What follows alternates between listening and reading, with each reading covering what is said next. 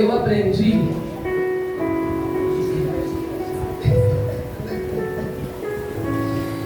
eu aprendi que quando se aplaude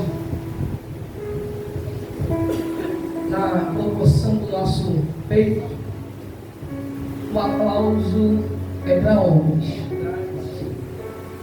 E eu aprendi na linha do candomblé onde eu fui nascido e fui criado, Jesus me resgatou. E quando os orixás se manifestam, se aplaude assim.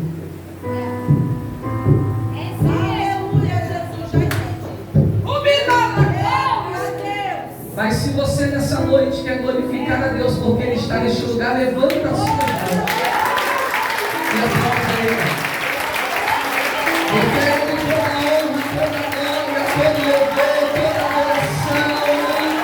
Aleluia, sabemos que infelizmente não é em todos os altares que o Senhor se faz presente, mas se você tem convicção que aqui ainda é o altar de Deus, aqui tem certo e não celebridade, você adora ao Senhor, porque Ele é digno de toda adoração. Aleluia. E não sabe por que eu glorifico o Senhor? Pode ser para você. Tudo cooperou realmente para que eu não viesse. Passei mal o dia todo.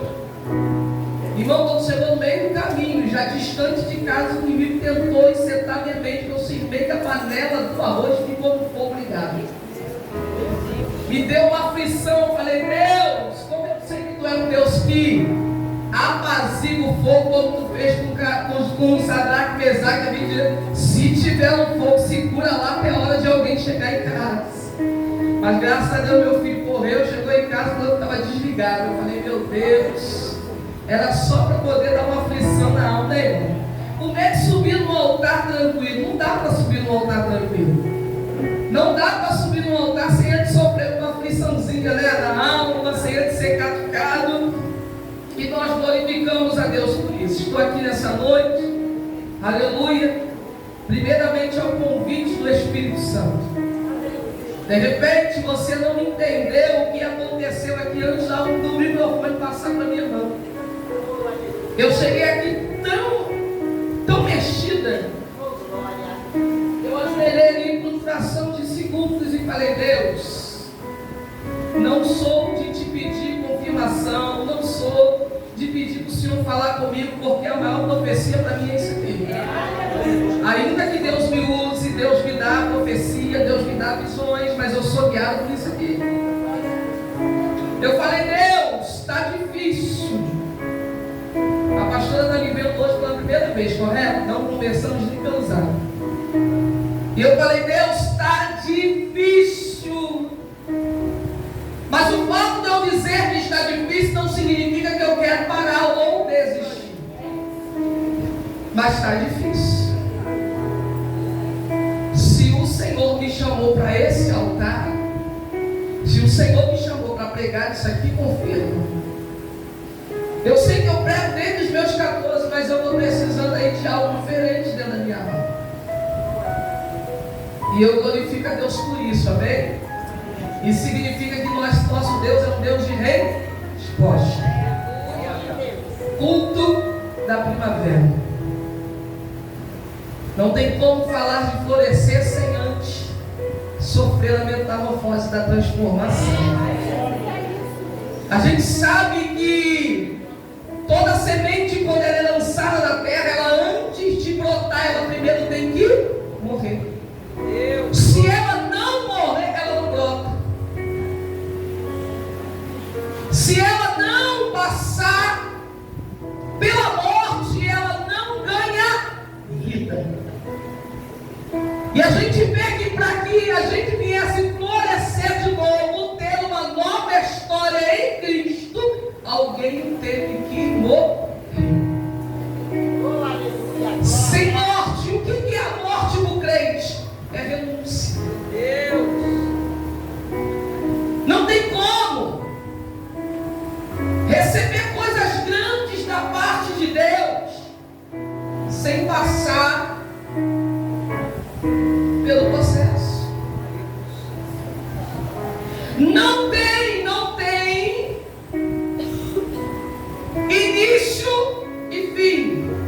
tem início, meio e fim. Eu costumo dizer que a Bíblia ela vai dizer para nós que o nosso Deus ele é o alfa, o princípio, e o ômega, o final. Mas para ter o princípio e ter o final tem que existir o meio. E quem é que está no meio? Eu e você. Que ele está no começo conosco, mas existe o meio. O meio se chama processo. Aí ele nos leva para vivermos processo, para alcançar o fim. Mas o fim de quê? É daquilo que você está esperando, que muitas vezes você já ouviu Deus falar, ou você tem orado, pedindo a Deus coisas dessa terra, coisas perecíveis. Não, o fim é naquele grande dia você dizer: Senhor, combati o bom combate, acabei a carreira e guardei a fé. Eu estava ali sentado e eu falei: Deus, Tu sabe como está o meu coração. Só que uma coisa eu aprendi, que por mais que esteja difícil aqui dentro, mas o que está aqui dentro tem que se passar só para Ele. Agora, para a igreja tem que passar aquilo que Ele quer. Mas isso só tem noção de quem é sarado. Quem é sarado não vai sangrar em cima de ninguém. Deus. Por isso que existe um momento da nossa vida que às vezes é necessário recuar, sentar para ouvir Jesus falar. Para ouvir Jesus tratar. Deus. E eu passei por esse momento. Eu precisei viver esse momento. E eu estava ali: Jesus. Deus usou o pastor e falou assim: tudo aquilo que eu coloquei no teu coração. Eu falei: Deus, a minha filha que sempre fala assim: eu gosto quando a senhora prega, porque a senhora quando vai falar o testemunho eu já conheço. Eu falei: você conhece, mas quem está me ouvindo não. E quantas vezes eu vou pregar e Deus mandar eu falar, você vai ter que sentar e ouvir. Tem coisas que você pensa que conhece, mas não conhece. Tem coisas que nem tudo a gente revela. Tem coisas que a gente revela no oculto para alguém. Tem coisas que a gente não revela, que é só entre você e Deus. E para falar de... aqui tem bastante plebe, irmãos. Mas como também, tá, Valente? Porque Deus ele trata com cada um diferente. Mas eu preciso tratar com algumas plebes que estão sentadas aqui nesse lugar. Não sei se o tempo vai dar, mas a gente vai tentar correr aqui. E eu sou meio esquisita para correr pregação, tá, irmão? Eu sou muito detalhista, eu tenho medo de deixar a lacuna aberta, o povo encher o que quer. Isso é um perigo. 1 Samuel, vou tirar aqui só, é só para enxergar de longe. 1 Samuel,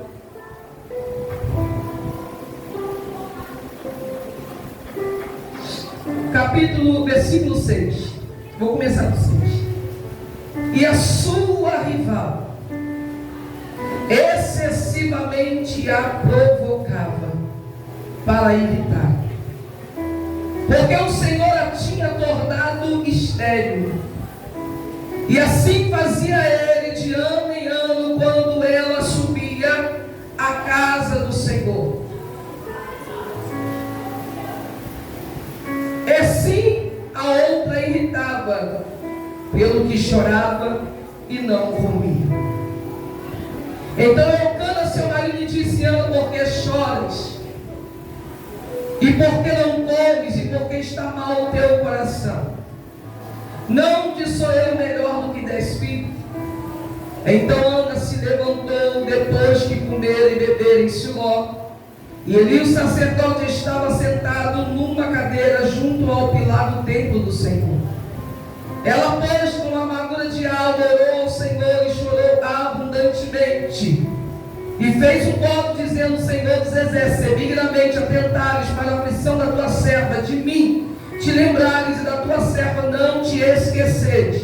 A tua serva deres um filho homem, ao Senhor o darei todos os dias da sua vida, e sobre a sua cabeça não passará navalha. E sucedeu que, perseverando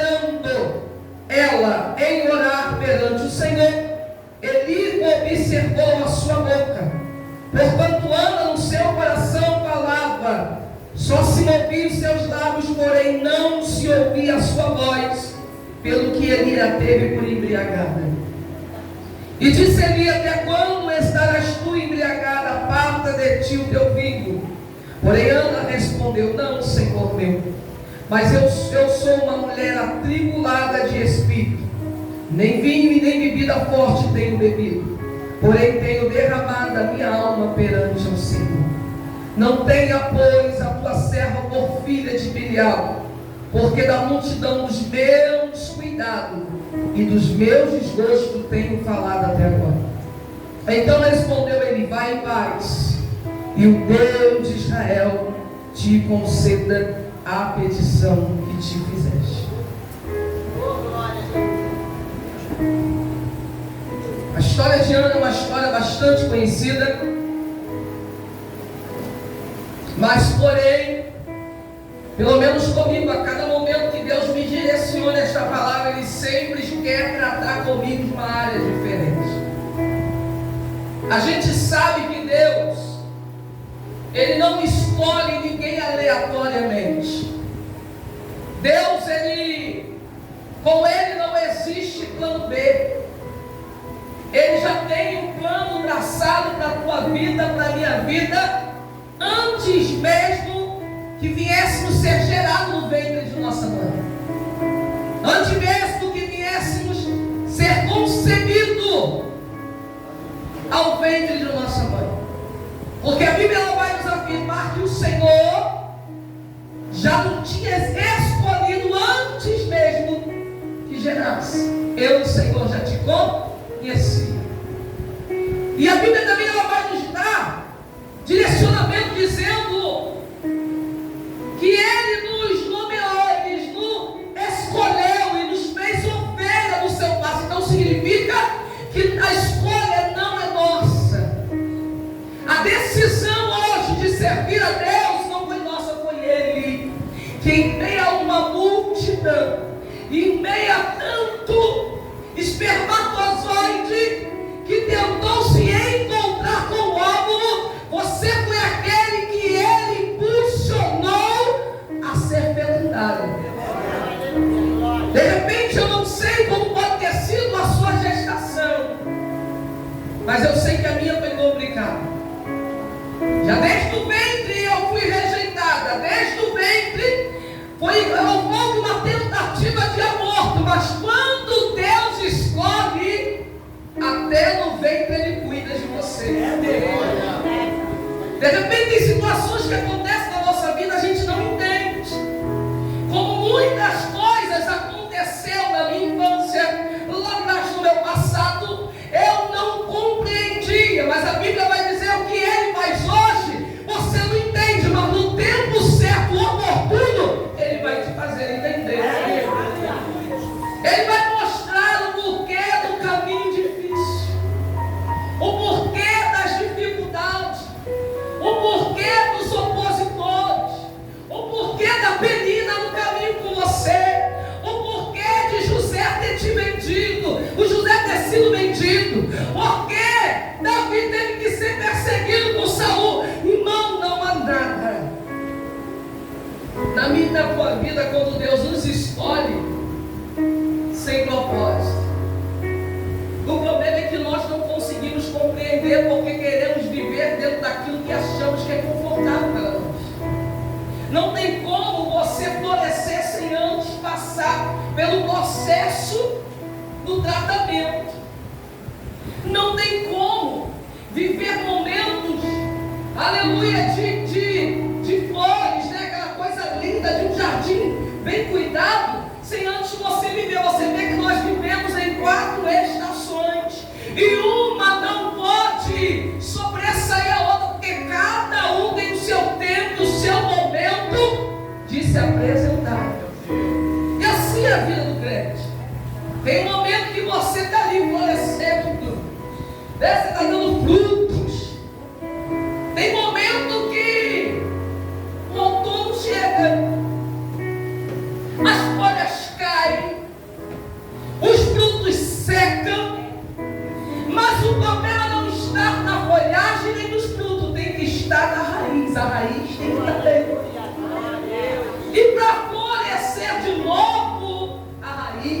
está injetada da fonte de água. Você vê que a Bíblia vai dizer que Jó, ele se compara um tronco com uma árvore caída. E ele vai dizer: estou caído, estou sem vida, estou morto, mas porém, ao cheiro das águas, posso voltar de novo. Jó, em mesmo a situação, humanamente falando, precária, ele tinha a esperança que se o Espírito brotasse, lançasse sobre ele o orvalho da vida, ele poderia voltar a viver. Falando-se de Ana, a gente sabe que muitos pegam Penina e faz de Penina a carrasca da história de Ana. Só que Penina não é carrasca. Penina é tão vítima da situação quanto Ana. Mas como assim, pastor? Penina perturbava Ana. Penina irritava Ana. Penina tentava humilhar Ana, porque Ana era estéril. Agora eu te pergunto, você se coloca como vítima, como Ana, mas você já se colocou no lugar de Penina?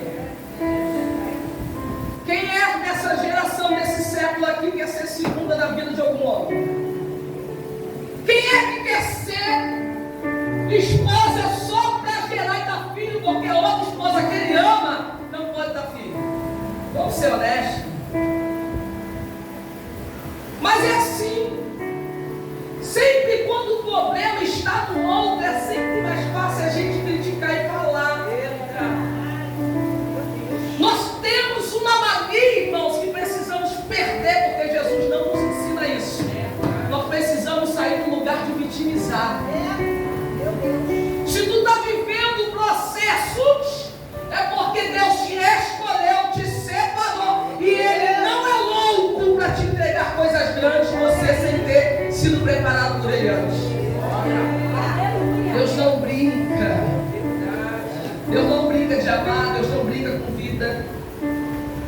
Tanto que Deus não brinca, que você está vendo aí, olha, no nosso meio como está. Deus nunca vai dar fama, dinheiro, destaque para ninguém depois cair.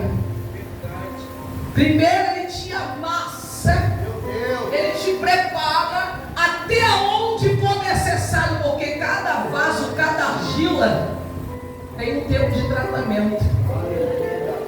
Tem aquele barro que é tão fácil de amassar e fazer o vaso e Deus colocar para uso. Tem aquele, irmão, que dá trabalho. Tem argila que é ruim.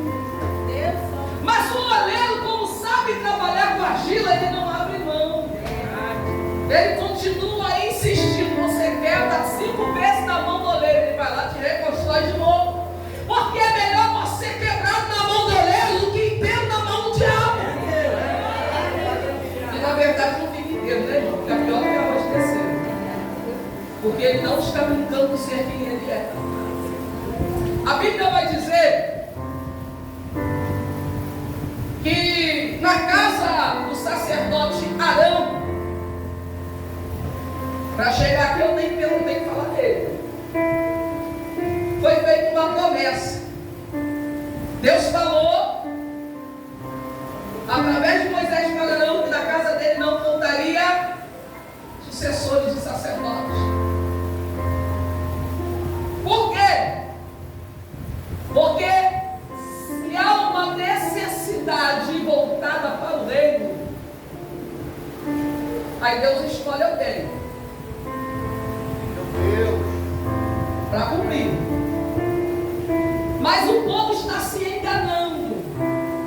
O fato de você ter sido escolhido não significa que você pode fazer do teu jeito, da tua forma, e que Deus vai suportar a tua rebeldia. Porque se tu não fazer o que Ele quer, Ele arranca você e coloca outro para fazer. Deus não tem plano B, Ele já conhece tudo. Então Ele já deixa tudo preparado. Chega-se na casa de Eli. Eli é sacerdote de quem? É descendente de quem? De Arão. É da linhagem de Arão. E quem iria substituir Eli após a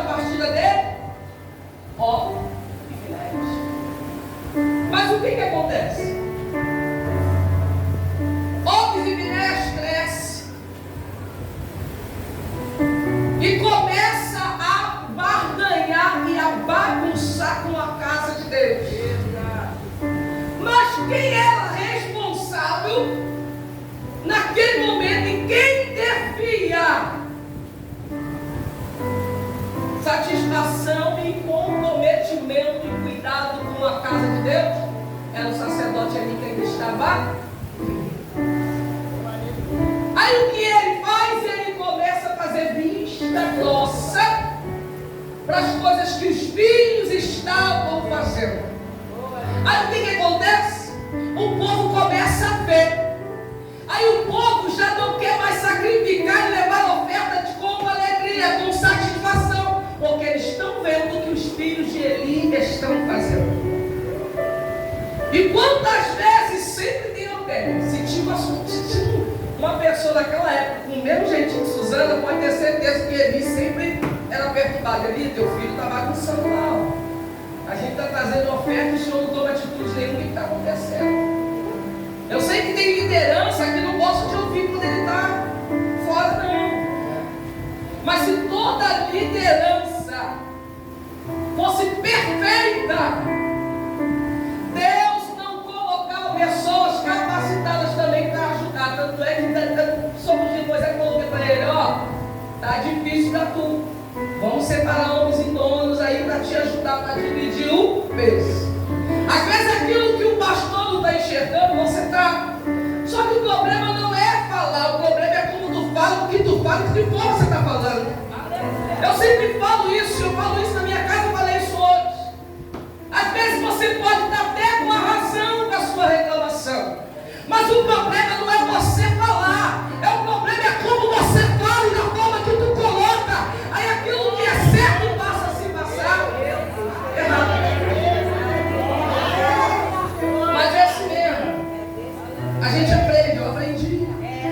A gente aprende, errando que se aprende. Só não pode ser persistir no erro, né? E o que Deus fala para ele, ó? Vai corrigir não? Aí ele vai fazendo vista grossa. Aí chega uma hora que Deus fala, chega.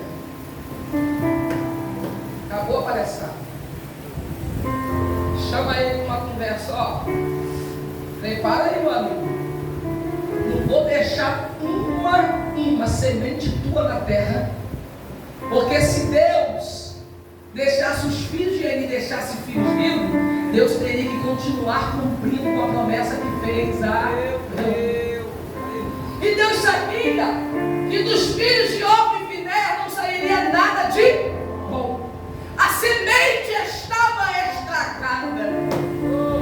Aí entra quem na história para substituir e colocar no lugar aquilo que o altar precisava? Ana. A Bíblia vai dizer que Deus não foi diabo, não foi macumba. Deus trava o ventre de Ana. Por que Deus travou o ventre de Ana? Porque Deus quis que Ana fosse afligida a esse ponto. Ao ponto de ela dizer que ela era uma mulher tribulada de espírito, desgostosa, angustiada. Vamos botar a linguagem perfeita que os crentes hoje nem chamam para falar? Depressiva. Naquela época as pessoas tinham tristeza, irmãos. Entrava até em depressão. Mas não tinha psicólogo, não tinha tarja preta. Ou tomava posição e voltava para a depressão, embora eu morri de depressão. Elias diz da onde de deprimido. Me escondi na caverna, porque só eu sobrevivi. Deus falou, para de palhaçada, Elias. O senhor sobreviveu não, você é frouxo, está sendo frouxo. Sai tudo dessa caverna aí, porque enquanto você está se escondendo na caverna, tem 7.000 que está sofrendo as mesmas aflições que você, mas não se escondeu, estão lá na guerra. Irmãos, desde quando eu comecei a viver o meu processo, que já está pendurando há 18 anos, eu não sei o que foi ficar deprimida, causulada, e eu não tive, porque Deus não me deu oportunidade para isso. Quando eu tentei, minha pastora dizer assim, Deus, ó, teu marido foi embora com amantes, não foi a primeira não, ele já vem de uma sucessão de traição. Tanto é que o meu caçula que está ali tem 22 anos, uma filha que ele arrumou com uma irmã sentada na mesa comigo do lado. Tem tomei 20 anos. E quando eu falei para o pastor que estava acontecendo coisa errada, a louca fui eu, e eu tomei 3 meses de banco porque eu estava caluniando. A calúnia está lá por 20 anos. De repente você vai olhar para você, eu não quero aqui te menosprezar ou diminuir o que tu está vivendo a tua dor, não. Mas entenda uma coisa, às vezes tem gente que está passando situação bem pior e está no altar fazendo a vontade de Deus e você está querendo parar. Como é que tu quer florescer se você não quer permitir a semente morrer?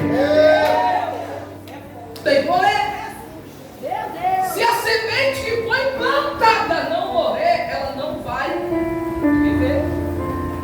Essa é a matemática de Deus, não é a minha nem a sua. Deus escolheu Ana e permitiu toda essa confusão, permitiu Penina todo esse momento de angústia, de depressão, de tristeza, de afronta, porque Deus queria fazer Ana florescer para algo direcionado ao reino. Foram 8 anos Ana subindo ao Siló e 7 anos Penina perturbando. E Deus falou assim: enquanto você não entender que você não foi escolhida, que você não foi gerada para fazer a sua vontade, mas para fazer a minha, tu vai ter Penina no meio do caminho de perturbando. Enquanto você não entender que quando eu te escolhi desde o ventre da tua mãe, não foi para realizar sonhos teus terrenos, não foi para fazer a tua vontade, não foi para trabalhar do teu jeito e nem fazer do teu jeito, mas é do meu jeito, da minha forma, tu vai ficar nesse caminho, angustiada, deprimida, triste, querendo tirar a vida, querendo fazer uma porção de coisa. Mas quando a gente entende aqui como chamado, e que você foi chamado para servir ao Senhor, para fazer a primazia para Deus, a primícia tem que ser dele. Quando você entender que a tua felicidade, o seu contentamento tem que ser Jesus, aí a coisa acontece. Você vai ver o seu marido perturbando o seu juízo, mas tu vai permanecer em paz. Tu vai ver o seu filho desviado, aprontando dobras. Você vai dizer: tu está no controle, Jesus. Você vai olhar para a tua conta bancária, tem aluguel para pagar a despesa, e tu vai dizer: Senhor, aí Satanás vai vir fazer o que contigo? Hoje virou moda. Faz uma agendazinha e começa a cobrar oferta, e tu vai viver bem. Você tem como. Seu testemunho é forte. Tu é formado em seminário. Hoje agora a gente usa a técnica da psicologia, mexe com o emocional do povo. Nessa acolhe o povo vai chorar, o povo vai fazer, tu vai falar em línguas estranhas, tu vai sacudir. Vai atrás de mim, Satanás. Meu Deus! A psicologia para mim tem que ficar lá no consultório do psicólogo. Aqui o que tem que entrar é psicologia do céu, é Bíblia. Transforma, que liberta e que não fica massageando o ego de ninguém, não. A Bíblia te confronta com o conserto e para te levar para o céu. A Bíblia vai dizer para você que fazer fofoca te leva para o inferno, que adulterar te leva para o inferno, que mentir te leva para o inferno, que roubar te leva para o inferno. Aleluia, a Bíblia vai dizer. Agora quem irmão, tá ruim, tá ruim. Se não entrar na posição vai ficar pior. Mas os irmãos não são mais unidos. Seja unido e ame você, não deixa que a frieza tome conta de você. A Bíblia vai dizer que aquele que está de pé, cuide para que não caia. Mas fulano não vai, então eu também não vou. Tu está pecando igual o seguinte. Hoje não, o povo está difícil. Eu vou ser sincero. Desde os 14 anos que eu prego pela misericórdia, mas nunca preguei tanto para dentro de igreja para crente como eu tenho pregado nesses últimos tempos. Sabe por quê? Porque o crente, em vez de se ocupar em ganhar almas para Jesus, eles estão preocupados com tanta coisa na vida tremenda que está ficando deprimido, angustiado. Aí, em vez de você abrir um culto desse, convidar a tua vizinha que está lá sofrendo que não tem Jesus, convidar alguém da família que não tem Jesus. Aí às vezes de repente vai dizer assim: mas eu não tenho como convidar.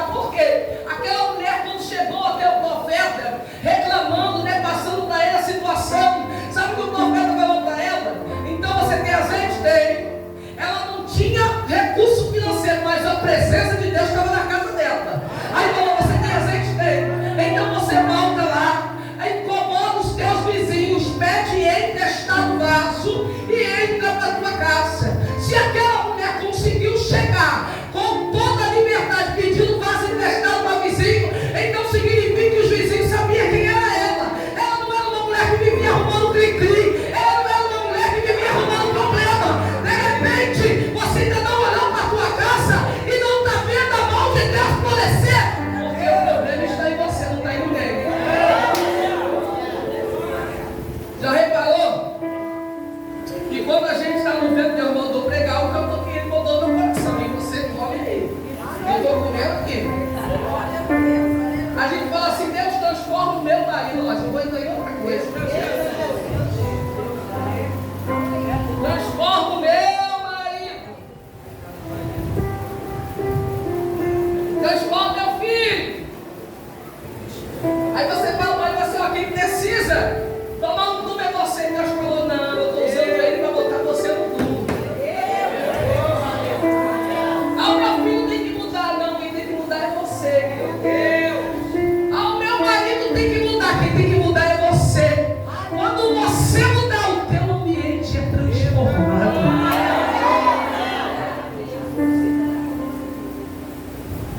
Tem como alguém ficar triste, angustiado no jardim florescido? Ele tem que estar muito ruim. Rapaz, tem que estar carregando a legião de capeta no ombro. Mas se você é uma mulher que decidiu florescer mesmo no deserto, quem está do teu lado sente o aroma do perfume que é Jesus. Eu quero entrar em ano e Deus está falando: entra aqui. Falar sobre florescer, né? Há 18 anos atrás, eu tenho 36 anos de caminhada. Nasci no berço espírita, como eu falei. Fui apresentada na macumba. Aos 15 seria mãe de santo, mas aos 10 anos Jesus me salvou. E a gente sabe que conviver com quem é praticante de verdade do espiritismo não é fácil. Mas o Senhor me ensinou como eu poderia conquistar a minha casa. Aos 14 anos fui consagrado diaconisa, aos 16 missionário. Quando eu fui consagrada missionária, minha mãe virou para mim e falou assim: ó, a partir de hoje tem mais uma tarefa para você. E eu olhei e falei: poxa, eu sou a caçula, só eu que morava com ela. O resto já estava tudo casado. Olha, eu já faço tudo. O que mais tem? Minha mãe está inventando para eu tenho que fazer. Ela está vendo pelo quartinho lá? A partir de agora você vai limpar. Você vai encerar o chão, que é vermelhão. Você só não vai tocar nos meus olvidais, nas minhas águas. Isso aí quem mexe sou eu, nas minhas velas. Mas eu quero, não preciso nem dizer que eu já sei que tu é caprichosa. Então eu quero impecar. Eu quero escorregar no chão. Porque vermelhão escorrega. Liguei para o meu falecido, meu primeiro pastor. Eu falei: pastor, e agora? Ele: faça. Falei: pastor, mas eu tenho 250 jovens na minha liderança. E esses jovens já vai chegar aqui, meter a mão no meu portão e sair andando. Você imagina, pastor? De repente, uma hora dessa, eu estou saindo numa tremenda sexta-feira, toda suada, cabelo enrolado, saindo de dentro do lugar da minha mãe e diz assim: ué, você aqui é macumbeira lá da igreja, é crente? Pastor, não pode fazer, eu me responsabilizo. Se preocupa não. Aí ele botou o meu ministério da igreja em oração pela minha vida. Foram 3 vezes. No último mês, no último tempo que ela deu, ela virou para mim e ela tinha mania de eu terminar de sair, ela ia lá atrás de mim, olhar lá dentro do quartinho lá. Aí uma vez, né, eu meio curiosa, eu estava já irritada com aquele negócio. Falei: foi, a senhora vai lá ver meu serviço? Se eu limpei direito, o que eu fiz? Ela: não. Isso aí não me preocupa não, porque eu sei que quando você pede algo para fazer, você está aqui feito. Mas eu vou lá para saber se você não subiu com nenhum orixá meu, nenhum santo meu. Se tem algum santo meu quebrado, rachado, arranhado. Foi a primeira vez que eu consegui falar de Jesus, porque eu era crente dentro da minha casa, sem conseguir orar, sem conseguir ler Bíblia. Se eu fosse para o meu quarto, eu tinha meu quarto particular, se eu fosse para o meu quarto orar, quando eu começava a orar, ela gritava lá da sala: está orando? Pode parar. Aos 14 anos, ele, meu pai, virou para mim e falou assim: tu vai ter que escolher aqui ou Jesus. Se você ficar com Jesus, você vai embora. Se você quiser ficar aqui, você vai ter que largar Jesus. A 14 anos de idade, moça, virgem, não tinha nem beijado na boca, sabia nem o que era isso. Escolhi Jesus, fui morar 6 meses na casa do meu pastor. Depois Deus fez meu pai lá me buscar e botar dentro de casa, porque era dentro de casa que eu tinha que estar para ganhar eles. Não fui posta para cá, fora de casa, porque eu era rebelde, porque eu fumava, cheirava, me prostituía, xingava a mãe, não. Só porque eu decidi ser crente e não seguir a mesma religião que eles. Aí eu falei para ela assim: por que a senhora, toda vez a senhora vai lá olhar no quarto? Ela falou: a senhora sabe que eu limpo bem? Eu sei, eu vou lá para saber se você jogou as minhas coisas fora ou fez alguma coisa. Porque uma vez um irmão meu, que mora na cidade de Deus, fez isso. Minha filha quase matou ele. Aí eu peguei e falei para ela assim: mãe, presta atenção que eu vou falar com a senhora, porque eu não vou repetir o que eu vou falar. Eu não estou preocupada com os seus orixás lá não. Aqui na imagem feita por mão de homem. A minha preocupação não é aquele altar que a senhora colocou lá no quarto. É o altar que a senhora ergue há 43 anos aqui dentro. E como isso me preocupa, eu faço o quê? Eu oro, eu jejuo, sou um monte. Porque a única pessoa que tem o poder de derrubar esse altar é o Espírito Santo. Porque o dia que esse altar for por terra, toda aquela imagem desaparece. Então não se preocupe, porque nas suas coisas eu não vou mexer. Eu nunca mexi, mas se agora que eu vou mexer. Ela olhou para mim, deu um sorriso de lado e falou para mim assim: tu é crente mesmo, né? Então, se preocupa não, que a partir de hoje não vai limpar mais lá não. Agora eu vou voltar a limpar muito mais. Falei, obrigado. Só que aquele quartinho de santo durou só mais um ano. E quando eu completei 17 anos, Jesus me fez ganhar ela, meu pai, meus irmãos que eram brancos e hoje não sabem. Neste meio faz 6 anos que ela faleceu, mas sabe onde ela faleceu? Com Jesus. Meu pai tem a idade do meu caçula, 22 anos, mas sabe de que forma ele faleceu? Com Jesus. Na vida dos meus pais, a maldição de morte e condenação foi quebrada. Porque a família da minha mãe morreu na macumba. Os irmãos do meu pai, a madrasta do meu pai morreu na macumba. Mas quando Jesus levantou um da casa, a maldição foi quebrada. Satanás perdeu, então por isso que ele ataca quem? Quem é a coluna da casa. Ele vai atacar você que Deus escolheu para ser coluna.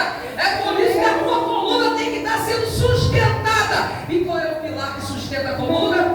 Bíblia, oração, vigilância. E não adianta orar muito e não vigiar, irmão. Hoje eu te aconselho a vigiar muito mais do que orar, porque a tua vigilância vale muito em todo da tua oração. Por isso que Jesus falou que é vigiar e orar. Porque oração sem vigilância para nada serve. Cai tudo por terra. E Deus falou para mim assim aos meus 14 anos: olha, no tempo certo eu vou quebrar protocolo humano para te colocar no ministério pastoral. E sabe qual é o ministério que eu fazia parte? Fui 25 anos no ministério de Madureira, Assembleia de Deus. Mulher pastora? Nem sonho, né? Deus. Mas hoje consagram, né? A ver por causa de um, Deus faz um reboliço. Aí Deus fez a promessa. Aos 28 anos de idade, a promessa se cumpriu. Foi igual Davi. Jesus foi lá e me ungiu e falou: agora fica aí no segredo que eu vou, tempo certo eu vou te apresentar. Ungiu. Aí o que aconteceu? Deus falou: falei, caramba, pastora, coisa bonitinha, né? tempestades. De repente é para eles aí que estão ganhando milhões. Para mim não tem isso não. Oxe, Deus sabe o que eu estou vivendo. Pega o braço do Deus, libera aí a bebida, Jesus. Aí Deus falou para mim assim, falando sobre florescer, né? Primavera. Uma bela madrugada Deus me visita e me dá um sonho. Nesse sonho eu ia para um campo muito bonito e tinha uma árvore no meio, só tinha uma única árvore, um tronco bonito, cheio de folhagens, cheio de frutos. E aquele tronco estava ali e dizia assim: gente, que árvore linda. Aí aquela voz falava assim: chega para perto. Quando eu me aproximava, aquela voz dizia para mim: agora olha para baixo. Quando eu olhava, parecia que a terra que cobria a raiz se abria. E a raiz estava tentando descer a raiz a mais, mas não conseguia, porque tinha muitas pedras, tinha muito obstáculo naquele lugar. E eu dizia: Deus, se essa árvore não aprofundar a sua raiz na primeira tempestade, ela vai no chão e arrebenta com tudo. Olha a quantidade de fruto que ela tem. Numa tempestade desmorona e vai se perder esses frutos. Aí o Senhor falou assim: sabe quem é esta árvore? É você. Tu tem dado fruto desde quando você decidiu aceitar o teu chamado. Tenho eu me agradado de ti, mas porém aonde tu estás plantada, tu não vai conseguir arraizar. E para isso eu preciso te arrancar com raiz e tudo. Só que eu quero te dizer que vai doer muito. Quem conhece, entende de plantação, sabe que quando você planta uma planta, uma flor, uma coisa, que você precisa movimentar ela no vaso para colocar na terra para ela expandir, antes dela expandir, o que acontece? Ela murcha. Aparentemente ela morre, mas o segredo não está nela, está na raiz. E aonde e como, de que forma ela foi plantada. E quem plantou e quem está cuidando. Deus falou: vai ficar muito feio. Vão olhar para você e vão dizer: agora já é. Ela larga tudo. Ela chuta o pau da barraca. Aí o que aconteceu? Primeiro no diagnóstico, 3 cânceres nessa mão.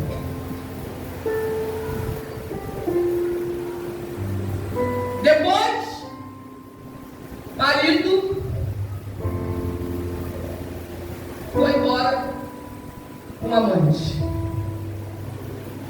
Pastor, o Senhor está dizendo para você que título não é fácil ter. O problema não é ter, é ser. Às vezes tem pessoas que não têm nem título, mas faz papel de quem tivesse. A minha filha que louvou aqui tinha 6 anos, o meu caçula está ali, levanta a mão assim, Zé. Tinha 4 anos. E o meu gêmeos, que é casado também, a outra lá que está ali, a outra que foi para o hospital passando mal, 7 anos. Perdi casa em condomínio no Recreio, com piscina, carro, e o dia que tinha toda a conjunta, ele pegou e montou uma padaria e botou tudo no nome da mulher para mim não ter direito. Como casar, e 4 filhos pequenos, pedir uma pensão básica. Enquanto ele cuidava de 2 filhos que não era dele, dava, levava para Maracanã, levava para viajar, fazia festinha. Muitas das vezes os meus filhos, para comer um pão, um biscoito, eles tinham que ir para o joelho, porque eu sempre ensinei eles a orar. Mãe, eu quero isso. Não tem dinheiro não. Tem que pedir para quem? Para Jesus. Então vai para o quarto e faz o quê? Orar. Aquele dali, 4 anos, o bichinho comia. Ela continuou comendo. O bichinho comia. Teve um dia que ele virou para mim e falou assim: mãe, eu quero leite. Tem tanto Fui criado por uma família espírita. Meus pais eram espíritas. Eu não conhecia a necessidade. Eu não sabia. Olha, na minha época tinha negócio de chinelo da Raid, tênis leve. Eu tive todas as cores e todos os modelos. E de repente você, na presença de Deus, você vê seus filhos te pedindo algo tão básico que você não tem para oferecer. E ele virou para mim: eu quero leite. Eu falei: não tem. Mas mãe, eu quero. Liga para o meu pai. Eu falei: não vou ligar. Não tem. Ele olhou para mim. Voltei a fazer o que eu estava fazendo na cozinha. Aí sabe o que veio na minha lembrança? Quando Jesus foi convidado para o casamento, e eu vi a capa.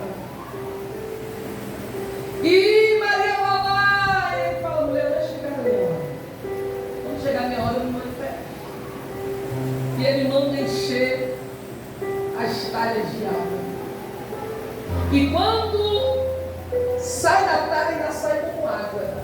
Mas quando chega o mestre Sala, já estava sendo o quê? Já tinha sido transformado em vinho. E eu perguntei: mas o que o senhor quer dizer com isso? Eu sou mesmo. Deus poderia naquele momento tocar em alguém lá na minha casa e levar o leite, mas naquele dia ele queria manifestar um milagre na minha casa. Peguei um pouco de água, apresentei para o céu. Estou fazendo como a tua palavra me mostra. Graças te dou, Senhor, por essa provisão. Peguei o copo, dei para ele. Tipo assim: Jesus, sabe como é que é criança, né? Ele deu aquela talagada. Quando ele terminou, ele falou: mãe, toma aqui. Falei: e aí, gostou? Não foi, Isaac? Foi? Aí ele falou assim: nunca bebi uma vitamina tão gostosa quanto essa.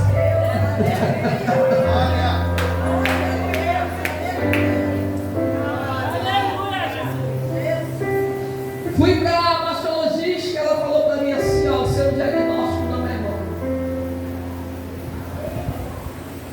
Nós vamos partir com um ataque agressivo.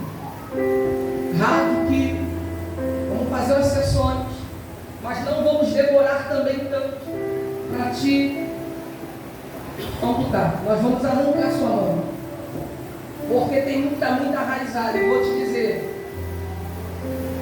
pela medicina, tu não tem 30% de chance de sobreviver. Quando ela falou aquilo para mim, aí eu despertei. Por quê? Me desesperei, mas eu já tinha ido embora. Já não tinha um real no bolso. 4 filhos pequenos. Família perseguida, me julgando. Fiquei sozinha. Tinha mais amigos rodeando a minha mesa, porque eu não tinha comida do bom e do melhor para ninguém. Não tinha carro para emprestar mais para ninguém. Mas naquele momento Deus estava me permitindo morrer para florescer e sair. Algo muito melhor para o reino dele. Não era para mim, era para o reino dele. Ele estava me amadurecendo. Falei: Deus, e aí? Deus falou: o que você vai fazer?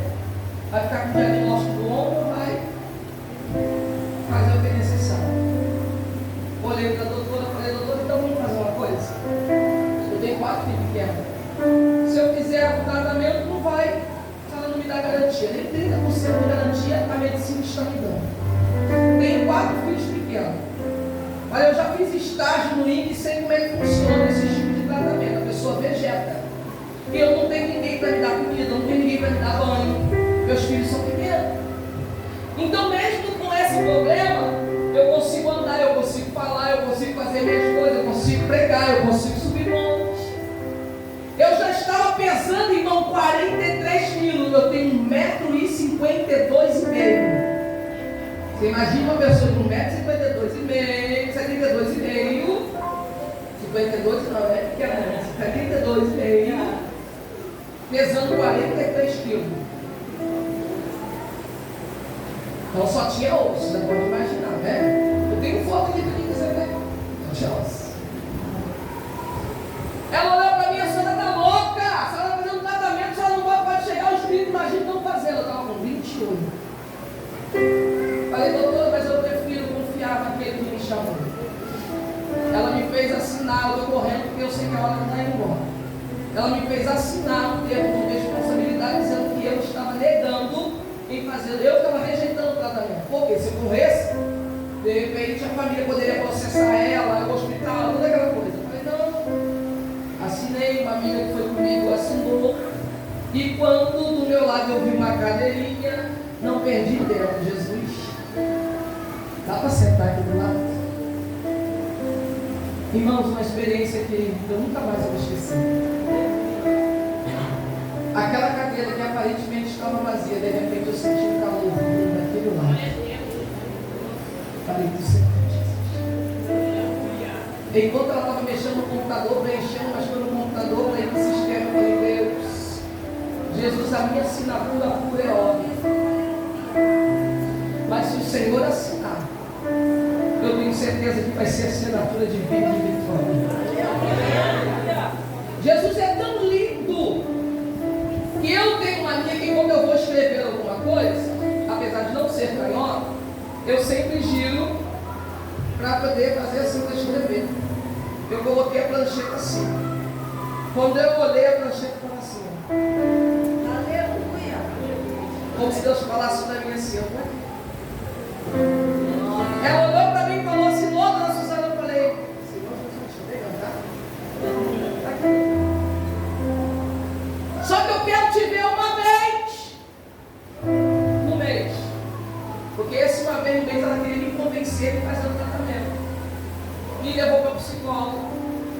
Fiquei 3 meses consultando não, na verdade olhando para a casa do psicólogo. Porque a doutora achou que eu estava em depressão, que eu estava com síndrome de suicídio. Me jogou para o psicólogo, me jogou para o psiquiatra, passaram uma porção de tarja preta. Eu falei, eu vou beber não. Vou não. Só pode me dar, só está dando para mim e deixando de dar para outro. Não vou beber não. Mas a gente tem que estar, beber antidepressivo, para ele não precisa nada disso. Aí todas as vezes, toda semana que eu ia para a minha consulta, ajoelhava no meu quarto e chorava.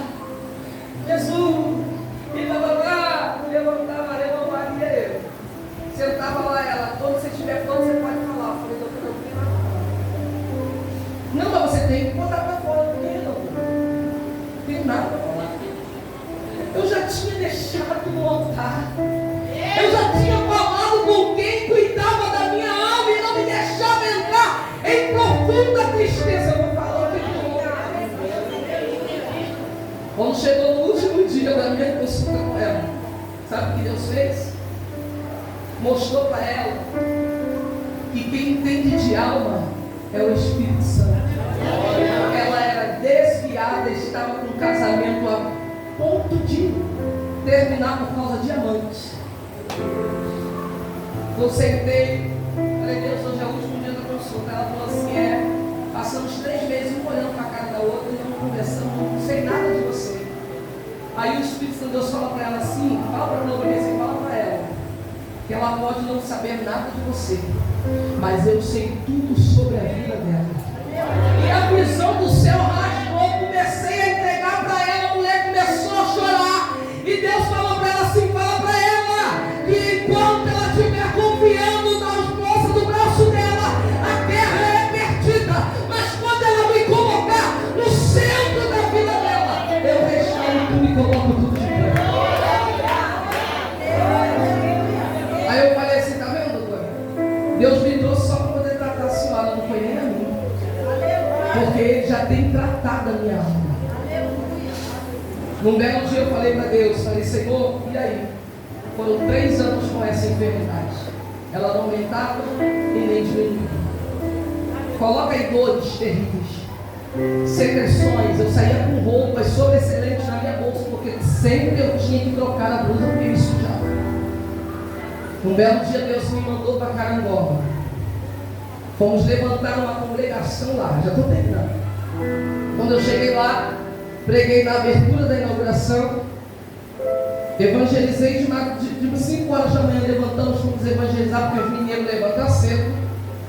Tá? O mineiro não é igual baiano preguiçoso, não. O povo fala que é preguiçoso, eu não conheço.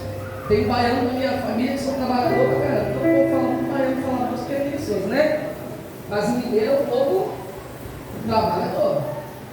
Eles acordam antes da galinha tocar, cantar. E quando chegou no domingo, quem iria fechar a inauguração seria o meu pastor. E eu aquele dia estava cheia de dor, eu não conseguia levantar o braço. Ele veio no meu ouvidinho e falou assim: olha, eu ia pregar, mas o Senhor falou para mim que é você que vai pregar. Eu falei: pastor, hoje não. O senhor sabe que eu tenho resistido esses 3 anos. Subo um monte, e não era esses montes aqui, um monte de Oliveira não, irmão, era céu aberto, tá? Lá no pico, onde você vê as águias fazendo assim, ó, dando rajado de fogo. 12 horas subindo. Não importava se estava chovendo, se estava sol, se estava com doce, você não estava. Está ali meus filhos ali, não é verdade? Terças e quinta. Falei, pastor, eu com dor. Ele falou: ó, Deus mandou tu pregar. Aí eu falei: já que o pastor não pode me liberar, então vou orar, falar com quem pode. Eu fiz a noite de vítima com Deus.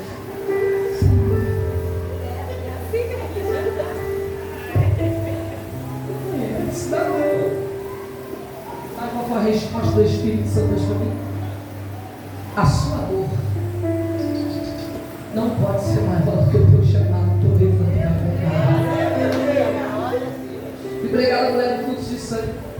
Como obter vitória sem romper as barreiras? Como conseguir tocar na hora e receber virtude se você não se esforçar além das suas forças? Porque ela teve que fazer além das forças, porque força ela não tinha mais. Quando eu terminei de pregar, falei: pastor, agora o apelo é contigo. Olha aí, esse povo já fiz o apelo, agora o senhor ora, sentei. Uma voz bradou do céu: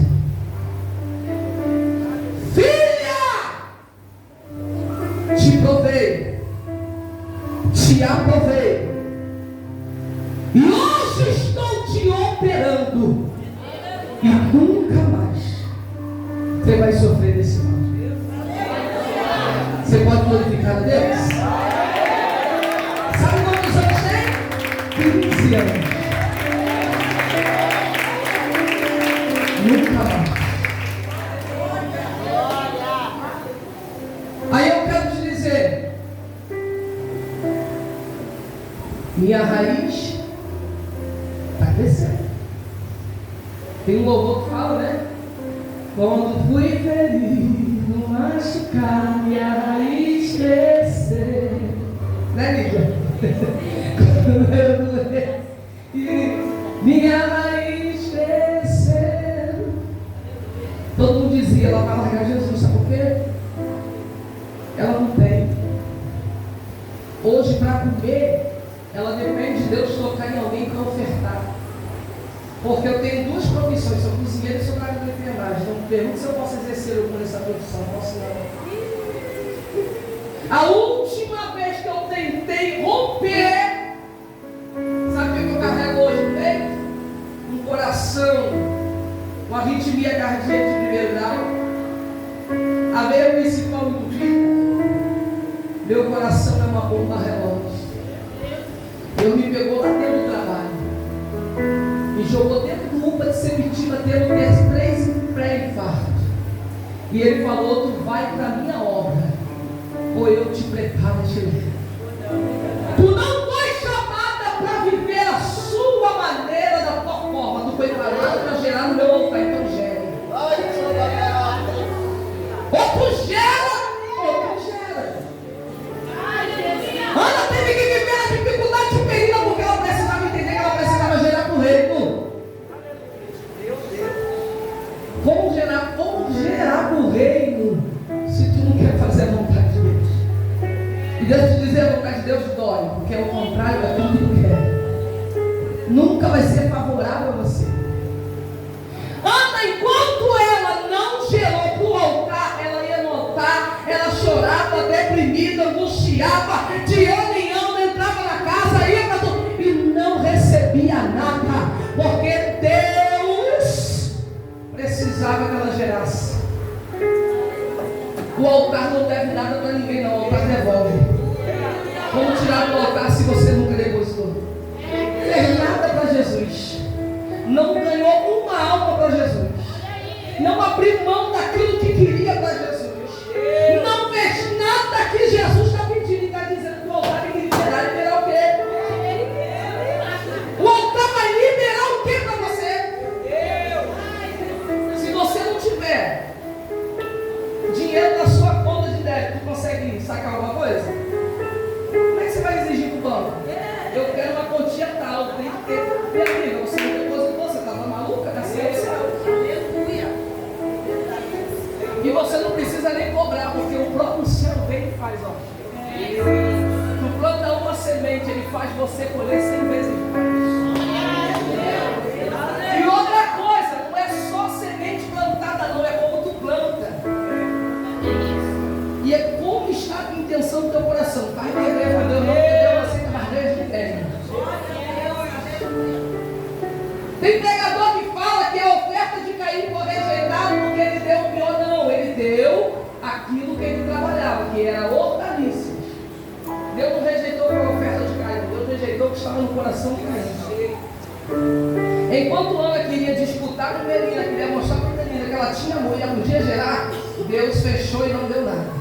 Quando ela entendeu que Deus não chamou ela para disputar com ninguém, e que você não tem que provar nada para ninguém, que Deus não vai te exaltar para mostrar nada para ninguém, o que Deus vai fazer na tua vida é para que a alma se converta, é para que você glorifique, é para que a tua casa veja Deus. Então não fique pensando que quando você desejar que Deus esfregue tua vitória na casa de Penina, não vai receber nada. Abraço. Miriam, vem aqui em nome de Jesus.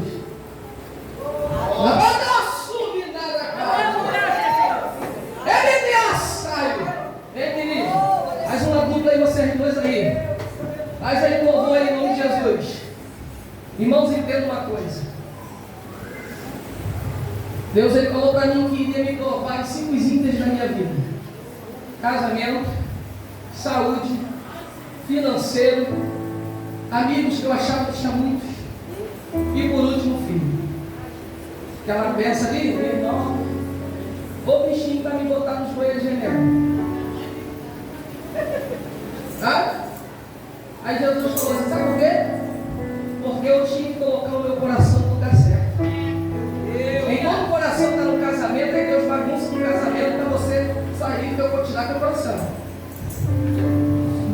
Eu acho que eu fico preocupado quando eu vejo frente no meu Face, para eu trazer minha família, minha base. Cuidado.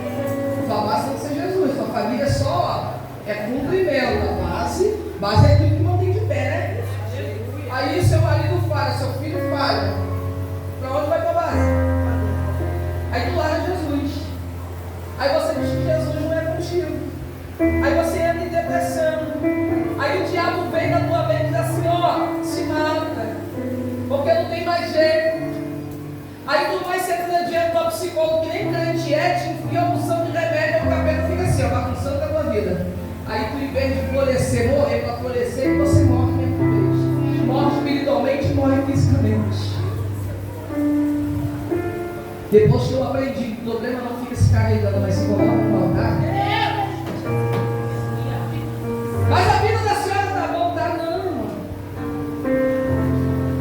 Sai de casa hoje gritando. Esse dia a irmã falou para mim assim: pastor, aqui hora para a senhora não diz que a senhora está nessa privação financeira. Eu falei: meu Deus, acho que é por isso que o povo me abençoou, porque lá vai me valer, Jesus. Quando a gente começar a enxergar, deixar Deus trabalhar, que eu não fui. Aí a irmã perguntou para mim esse dia: quanto que a senhora cobra? Eu falei: minha passagem é para pagar no céu. Se a igreja quiser me abençoar, meu filho, falei: é para a igreja. Aí já é com a igreja, isso é querido. Mas eu dizer e falar assim: eu quero tanto para pregar, tratar de mim, Satanás, como Jesus. Porque aquilo que eu recebi de graça é de graça que eu dou. Mas se o Senhor me chamou para viver para Ele, Ele vai suprir aquilo que eu preciso. São 18 anos. Deus me permitiu uns quase 2 anos aí, eu mesmo tenho meu dinheiro. Até Ele me pegou lá, me arrebentou. E quando eu falo assim: posso trabalhar, Jesus? Que quando a minha